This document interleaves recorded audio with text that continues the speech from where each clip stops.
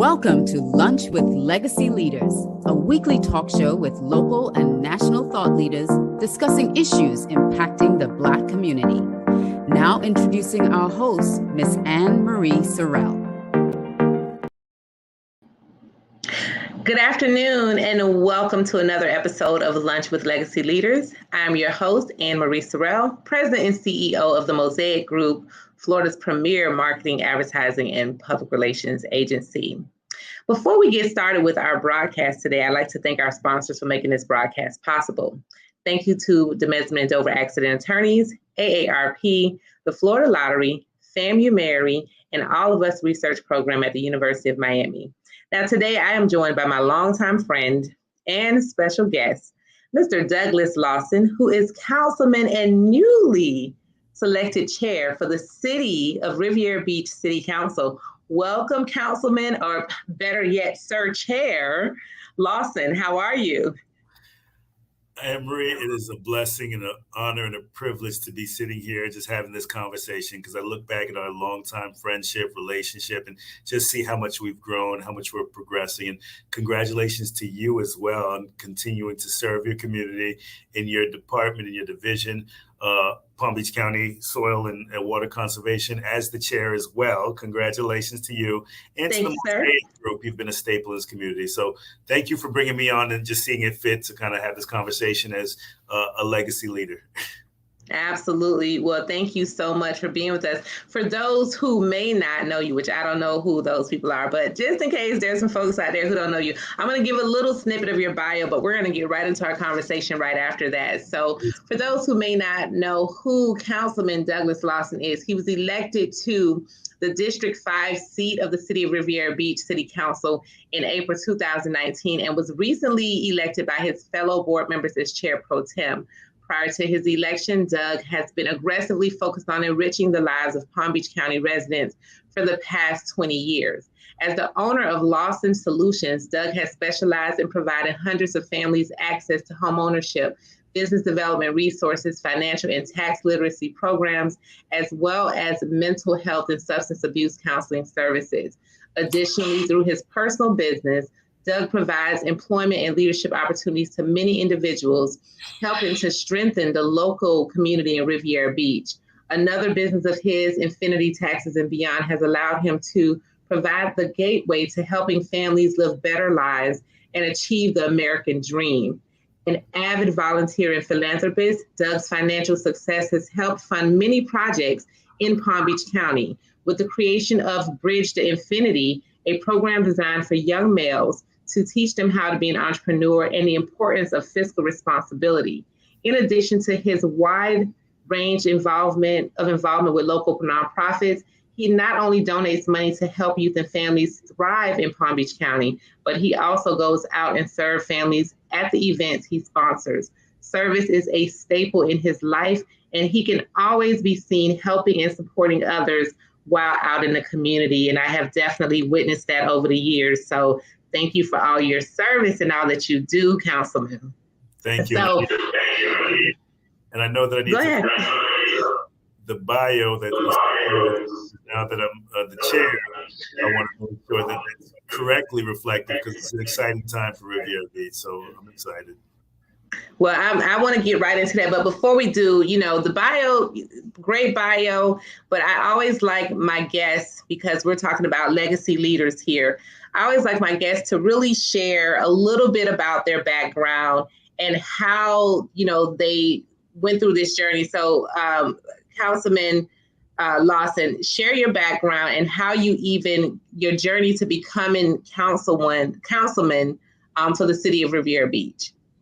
Well, the long and short of the story is that I come from immigrant family that moved over here from Jamaica. I'm a first generation born here in the United States. We were born up in New York, Bronx, New York, me and my younger brother. And my parents realized quickly that, they loved the beautiful sunshine that they came from with Jamaica. So they decided that New York was too cold for them. So at the tender age of 5 and 1, they brought us down here because they weren't going to raise young kids in that cold weather New York. And I've been in Palm Beach since that time.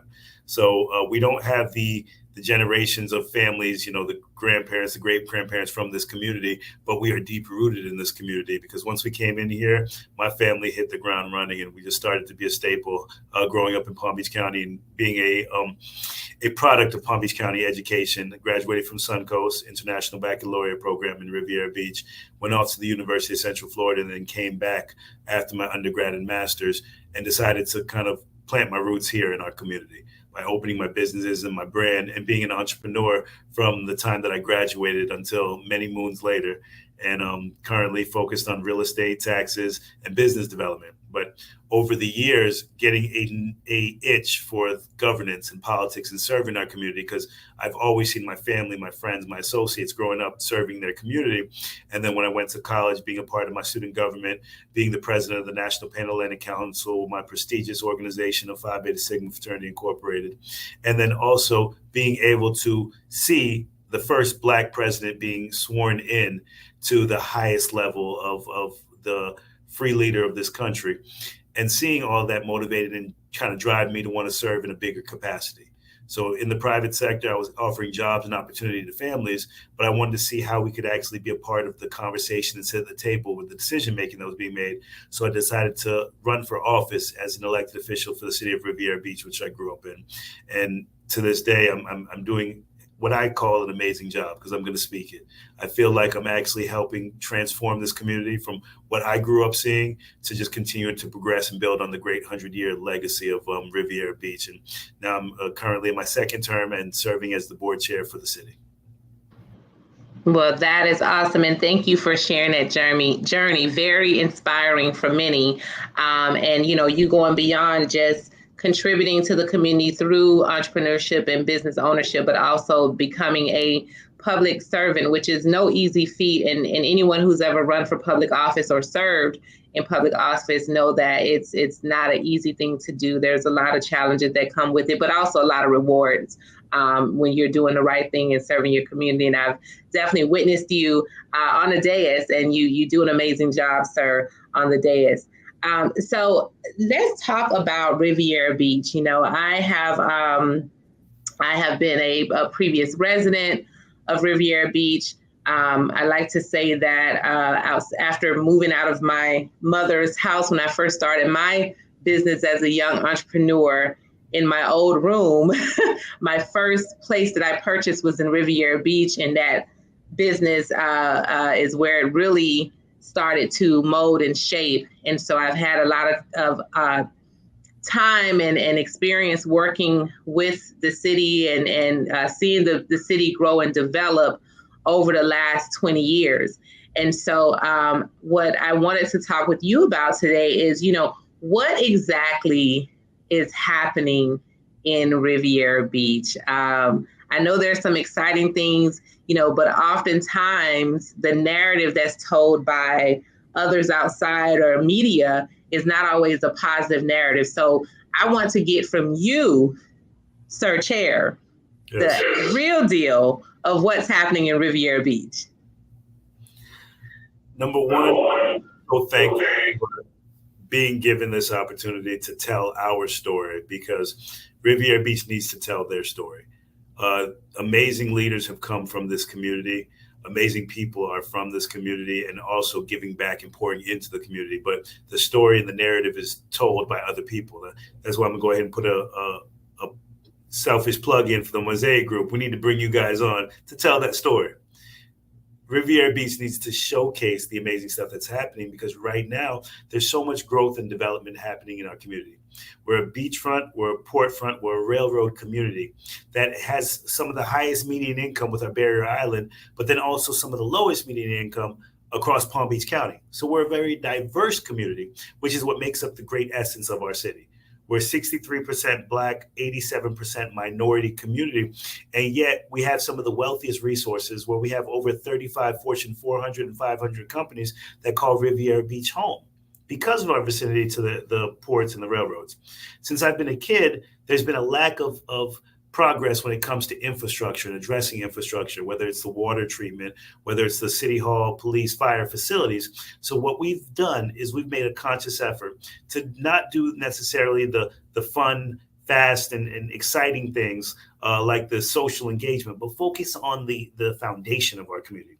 Focus on the roots, focus on the people, making sure that they have proper potable and clean water for them to actually be sustainable. That's how you actually infuse and develop growth in your community, by focusing on the infrastructure of your community, the roads, the streets, the current homeowners, talking about home ownership. So some of the policy and program that we've learned to implement is home ownership, is first-time home buying programs, is business development for small business and minority businesses, is implementing and working on a disparity study, which allows for every community dollar that the city is spending to go towards a certain percentage of it going towards local women and minority businesses, to focus on the actual dynamic that we have in our community.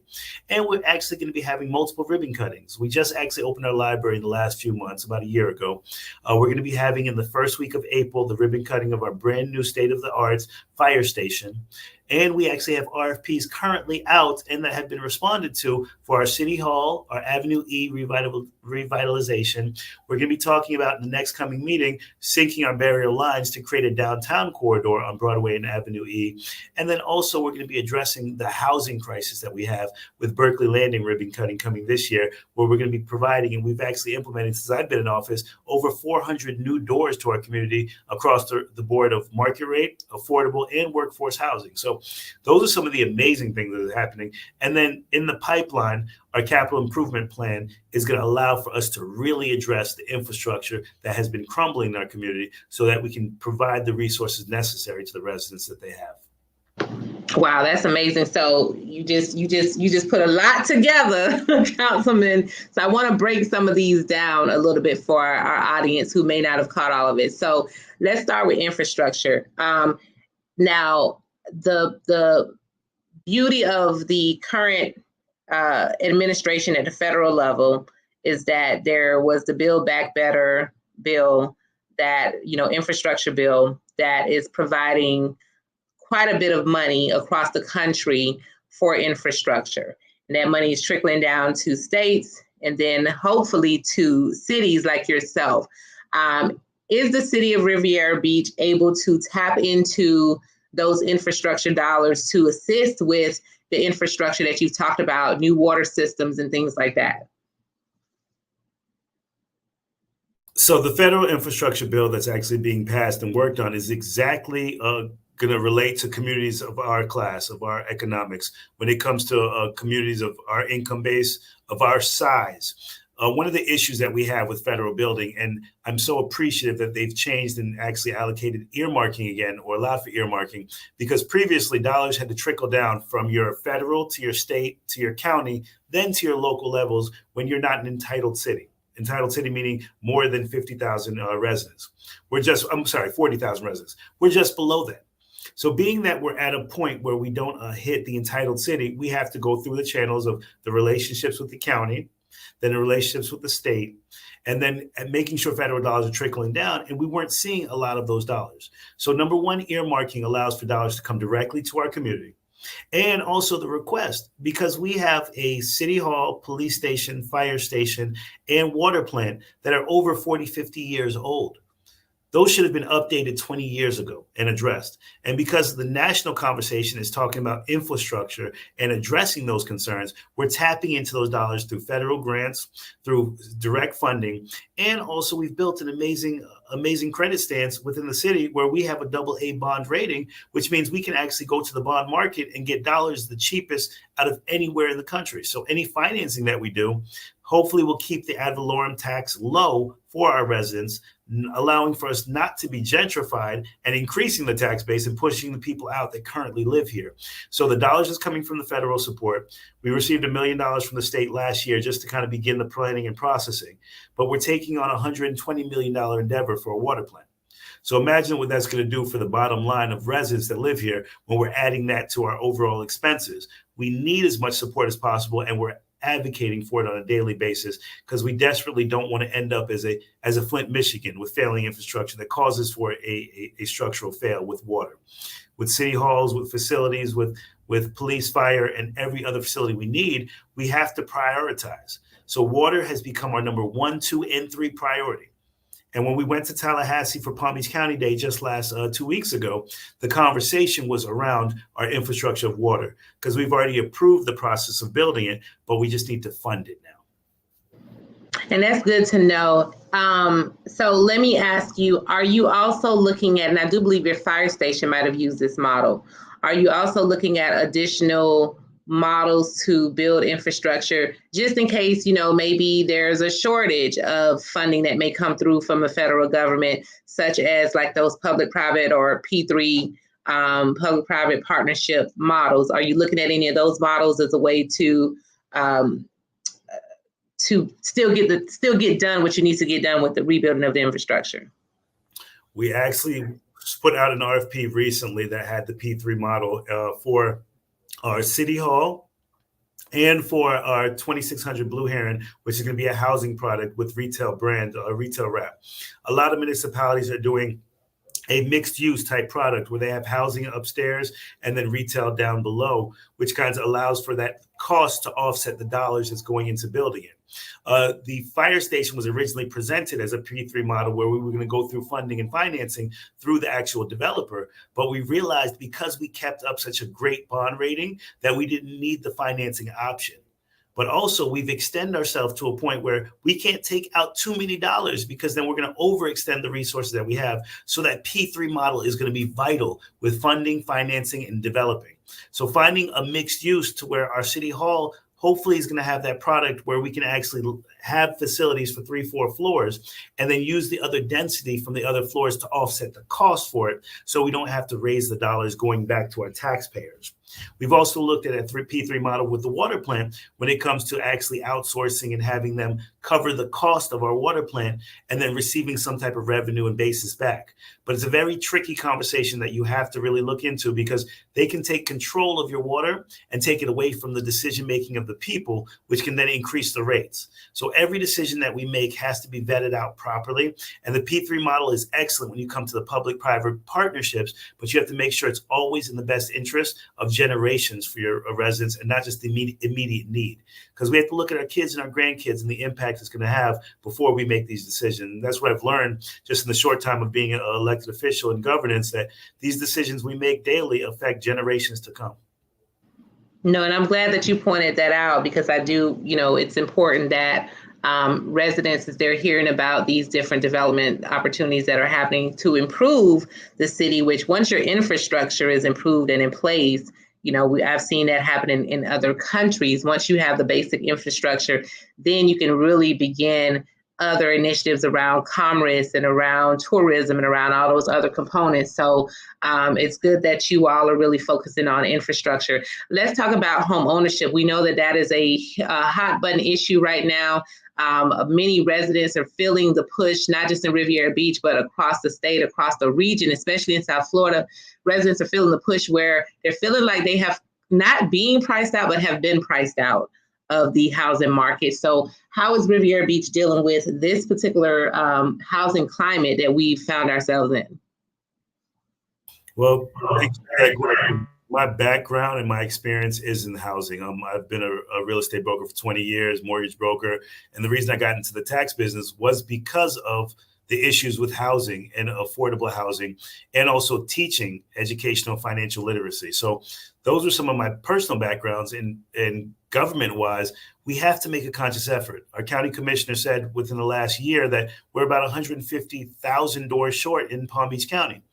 So what that means is that we don't have the capacity to handle the influx of residents that have come into our community that currently live here and that are looking for housing, or even the students that have left and want to come back home.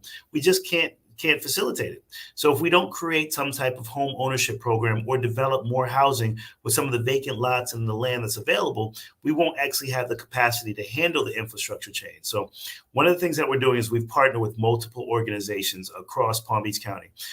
Community Partners is one of our partners. Habitat for Humanity is one of our partners. We've created our own housing initiative, and we've partnered with the SHIP funds, which is grant funding, first-time homebuyer funding, because home ownership is going to be a vital tool for your community to kind of stabilize and to keep beautiful and to beautify your community. Also, it's been a proven fact. The higher your home ownership and your homeowners are, the lower your crime rate is going to be. So if we can actually focus on the developing of programming for our residents, then that will allow for us to address the home ownership crisis. But then also the dilapidated buildings and the vacant lots that we have through our community, having affordable resources and that residents can actually have that home ownership.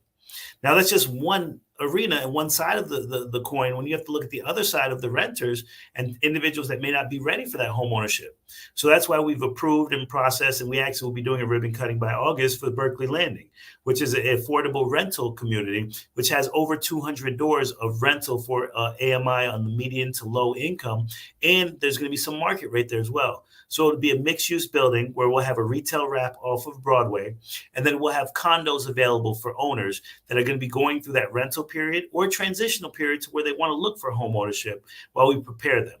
But it focuses on their income level to allow for them to qualify and live into something that's sustainable. When rents across the board for 2 and 3 bedrooms are $1,800 to $2,000, rentals for these properties will start anywhere between $1,000 to $1,200.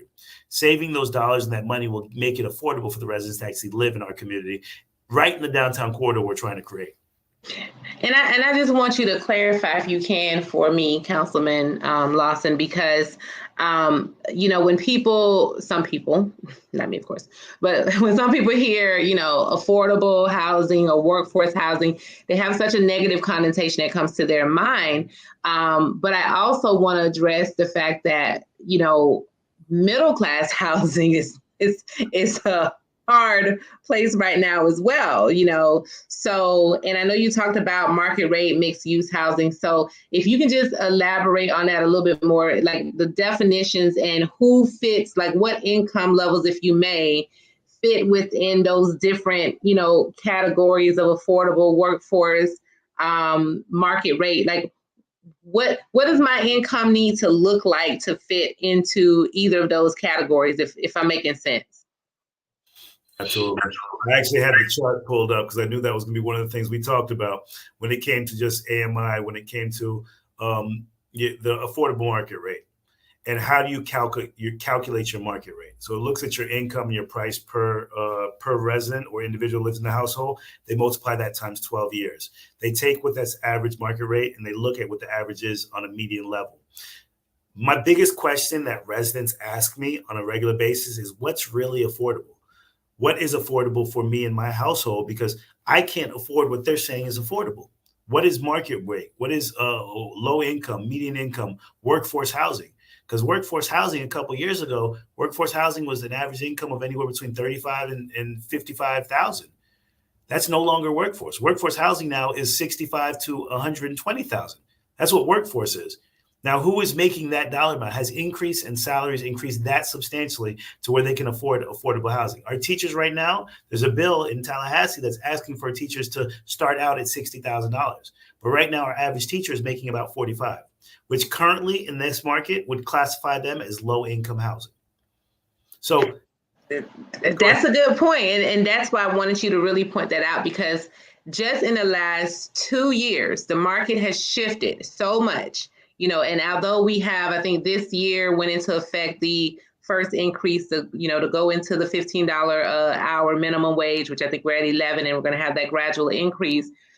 But wages are being forced to increase. Number one, I'm an employer, you're an employer. So, even someone come out of college right now, they're just not even accepting a job for $35,000, $40,000 anymore. People are asking for 55, 60 plus to start. Right now, just because that's their threshold to even just survive and afford housing, food, gas, and everything else that's a necessity at this point. So that's a good point that you made, that if you're at 40, 45,000, you're now considered low income. You're actually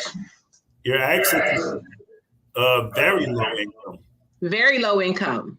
Wow. And depending on your household and your number of persons in your household, the average median income for Palm Beach County with 4 individuals, very low income, is $46,000.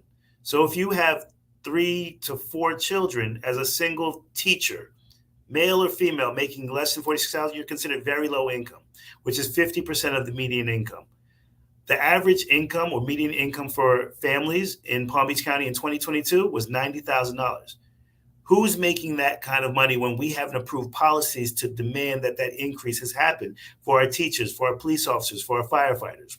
We've made a conscious effort in Riviera Beach to increase the bottom dollar and the starting price for our police officers and our firefighters, but we don't have any control over the teachers, who is a substantial base in our community. That's the school district. So working with them, and hopefully they can pass this bill, because our educators are suffering so much. We're trying to create programs where extremely low and very low incomes are being addressed to give housing options, because if you look at 45, 50, 60,000, that puts you in the very low to low income, where 5 to 7 years ago, that was median to high income. So it's just really realizing the change of times, the increase of market rate and housing cost, and also the developer and building cost that's going into it. So I think we, as a municipal government and understanding government a little bit more, we have to make a conscious effort to address policy that's going to impact residents across the board.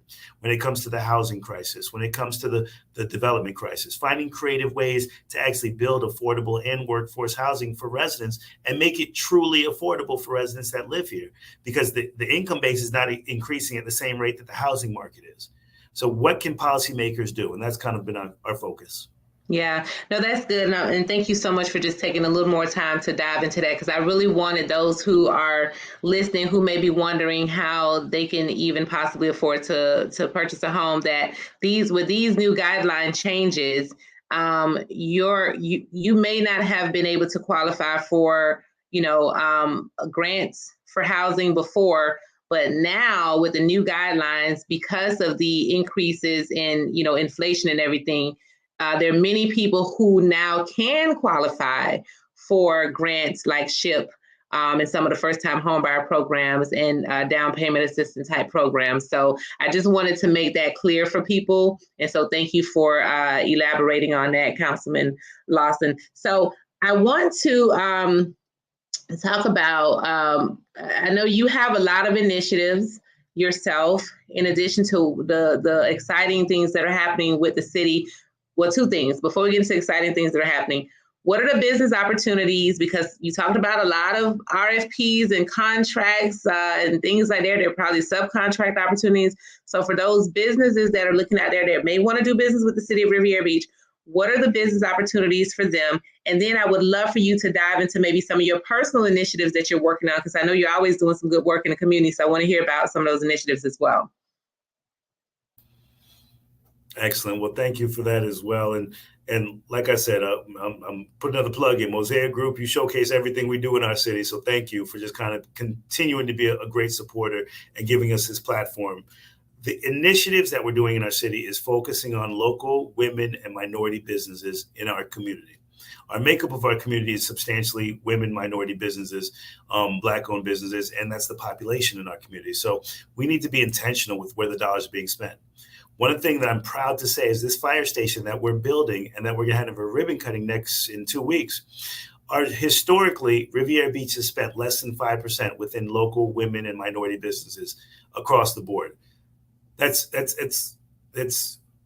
ridiculous when it comes to the dollars that's being spent. When we have close to $200 million budget across our city council, our CRA, and our utility district, and you're saying less than 5% is going into the local community. That means the dollar is not circulating in our community at all. It's being spent with people outside of our community that has higher bonding capacity. So what we demanded is that every business that comes to the table has locals and minorities at the table. As you know, the West Palm Beach and the county, they went through a long process of trying to get a disparity study approved. Without a disparity study, you can't demand it. But in our city, we're demanding it. So if you're coming to the table, you're not going to get our support without having locals at the table. And we did that. And our fire station that was built, I'm proud to say that 46% of the dollars we spent to build that fire station went to local, minority, and women businesses from Riviera Beach and Palm Beach County. So those local contractors, the local painter, the local electrician company, Brown Electric, who has a business here in the city and lives in the city, the local paint company, Aman Israel and his paint firm, the local landscaper, they had opportunities. So now we're talking about $500 million to $1 billion of development over the next 5 to 10 years. While I'm on this board and this council is working together, we're going to be intentional with making sure dollars are being spent in our community. And we also have programming that we want you to kind of learn about bonding capacity for small business owners. We want you to learn about how to actually develop your business and be prepared to bid on these contracts and being prepared to go after them. And if you don't know, asking the questions and coming to the table so that we can educate you while we're actually building it out. And we can do this together. And don't think it's just construction.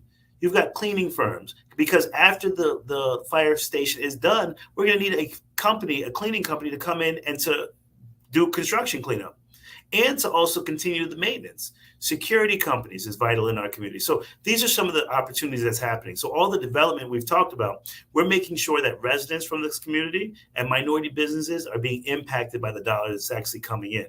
So that's just one of the business initiatives. Let me pause you just for a second, Councilman. I'm not sure if you're aware of this, but I love that you're mandating this. This is because it is ridiculous that you're a majority minority city and it's only 5% of business being done with minorities. That is a little crazy. So I'm glad that you all are addressing that and cleaning that up. But there's another threat in the state legislation right now, a bill that is telling local government that they can no longer, if this bill passes, that they can no longer set aside business opportunities or provide business opportunities for local businesses, that you have to remove your local preference and more than likely probably have to remove your minority preferences, right? Tell me what you think about that bill, because I literally got an email as a SBE and CBE from Broward County notifying me as a small business owner that the bill that initially passed last year that was specific to public works projects is now being expanded to all government type of contracts and projects. So tell me what your thoughts are on that bill, and hopefully this legislation doesn't pass, because it will impact all small businesses, not just minority businesses. I'm going to start. Elections have consequences. You have to understand who you're voting for and who they're fighting for. And I have to be very clear with that. Our community is not as focused on, red and blue, Democrat, Republican. Like, our community is focused on the needs of the people. So I serve with individuals across the board that understand that there's a certain need for our community that we have to address. One thing that we've advocated on the local level is called home rule. Home rule allows for the governing decisions to be made by residents and individuals from your community that are duly elected by the residents of our community, not state legislation that may have never been to your city before. So the concern and the issue that we have is that we have to focus on the needs of our community and using the elected officials that we've brought to the table. So writing your senator, writing your House rep, writing every individual as possible to show your disdain and distrust for what they're doing, because it's not in the best interest of the needs of this community. Because if you simply pass that policy that restricts and reduces everything that we've worked on here in Palm Beach County, when it took 10 years to pass a disparity study and to have it overturned by legislation that has not the interest of the residents here in this community, but the interest of the lobbyists in the legislation up in Tallahassee that's making decisions on behalf of what their interests are. That has no bearing on the small minority mom and pop business that's going to benefit from actually receiving the dollars that are going to be spent. That's going to continue to keep them as employees as opposed to business owners. That's going to continue to keep generational wealth and equity within the powers that be in the 1%ers versus diversifying, spreading that out. We can say that we've created multiple millionaires in the city just in the last couple of years with the project that we've done, because we're expanding the dollars that's being spent, and we're using the resources by focusing on and being intentional with individuals that don't have the same opportunities or the same generational wealth that was passed on. So I'm completely against that bill and any other bill that's going to take away the ability of the residents from our communities to be able to make the decisions needed for the people of our community. Yeah, thank you for your insight on that. And I really hope that anyone who's listening, we have to call and reach out to these state representatives and senators and not allow that bill to pass. It will impact small businesses across our state. And if it impacts small businesses, it's going to be devastating to minority businesses across our state. So I just wanted to highlight that as we're talking about the strides and efforts that you and your peers are making with the City of Riviera Beach. I know we're running short on time. We can sit here and talk all afternoon because there's so many, hot button issues kind of wrapped into the work you're doing and the unfortunate threats that can come against that, right? So let's talk about some of your personal initiatives that you're embarking on in the community to continue the service that you do personally in the City of Riviera Beach. Oh, unmute yourself, Councilman. Thank you. And I know one thing, when we get together, Ms. Amber, we can talk for hours. So we could literally go on and on about the needs of our community because the passion is so high. But some of the personal initiatives within the city as a commissioner I've worked on is going to be mental health. That's going to be an initiative that's a high conversation across the nation. And it's a resource and a need that comes in our community. I used to own a mental health substance abuse treatment center for about 7 years. And I understood the need and how it was not being utilized and the resources were not there for people of color. People that look like me and you did not have access to mental health, substance abuse. And we also were brought up not being taught it. When I was growing up, I come from, like I said, a very strong Jamaican background. And they said either go pray it off or go sleep it off or what you cry for. Like literally, my mother would give me the business if I ever started to be too emotional. But realizing that there was a need for what's happening across this nation when it comes to mental health, and substance abuse is a derivative of mental health. You see, in our generation and also within our race and culture, that substance abuse was desperately affected us when we come from the crack epidemic of the 80s, 70s, and 80s, and we're children of this time. So what effects did that have passing down? So mental health is something that we have to really understand and really focus on. So that's one of the initiatives that I'm pushing on the city level. And personally within our community, my businesses, real estate and taxes are the heartbeat of our community when it comes to annually you have to file your taxes. That's the one thing that's required is taxes. So you file those taxes and you have to understand how to properly do them and utilizing the return and the resources and actually working within the tax code to do things necessary to benefit you generationally. And then investing into what they call the American dream. My American dream is what makes you the happiest and what takes care of you and your family, because that's most important. You can be no good to anybody else unless you've taken care of yourself and filled your cup. Because we continue to pour out of our cup. But if we continue to pour out of our cup and we don't replenish ours, we'll be no good to any person that needs our support and help. So some of the initiatives of the real estate, the taxes, and also the mental health are politically and personally some of the initiatives that I'm personally working on. And I'm going to keep fighting and pushing for my community and everybody that's around that'll listen. Absolutely. Well, speaking of those that are listening, how do they learn more about what's happening within the City of Riviera Beach, the initiatives that you are working on personally, and how do they reach you, Councilman Douglas Lawson? Well, we're gracious enough in our city to actually have a legislative aide to work with us. So they can reach out to my legislative aide. His name is Javarius Jackson. He's a homegrown young man from this community, graduated from the great BCU University and came back home to just kind of work for our community. So his contact number is 561-346-2026. And they can reach him at jgjackson@rivierabch.org. That's the quickest way, because if I'm ever with a client or if I'm with someone, I think my phone rang about 24 times in the last hour since we've been on this call. But if they want to get through and kind of get on the radar and get on the calendar and get immediately through to me, that's the quickest way on the city related.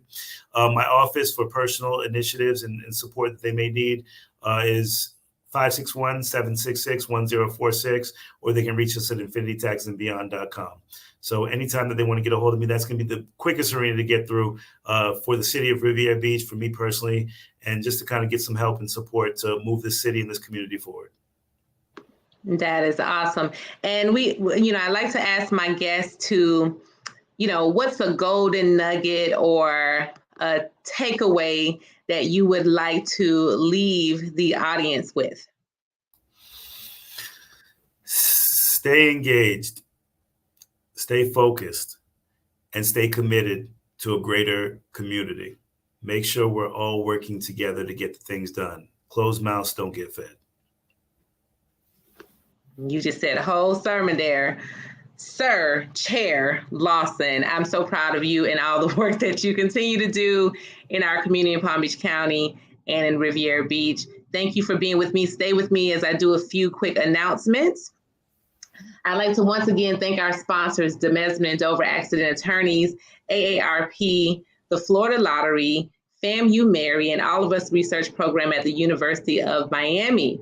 Of course, we have a show for everyone, so make sure you tune into our other shows. Mondays, The Business of Black Business at 1 p.m. with Jay Reynolds. Tuesdays, My Money, Your Money at 7 p.m. with Bridgette Lumpkins. Wednesday, Soul with Nikki Jellin, where we're covering entertainment and all of what's happening in South Florida. Thursdays, Lunch with Legacy Leaders at noon with yours truly. And on Thursdays at 7 p.m., South Florida's Flavor, where we cover all of the Black-owned restaurants and all the goodies and delicious dishes with Chef Irie. And we can't forget about your health, because health is wealth.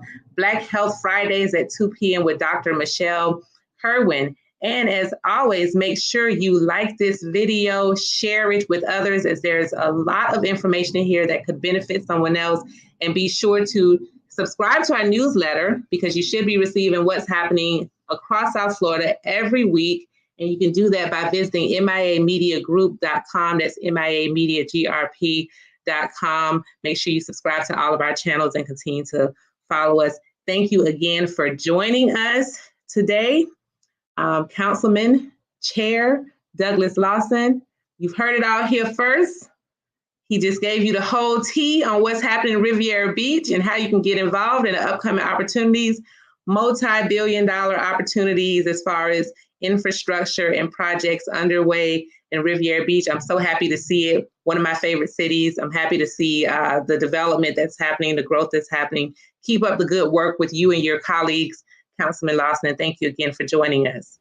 Thank you for having me. No problem. Thank you all for tuning in. We'll see you next time.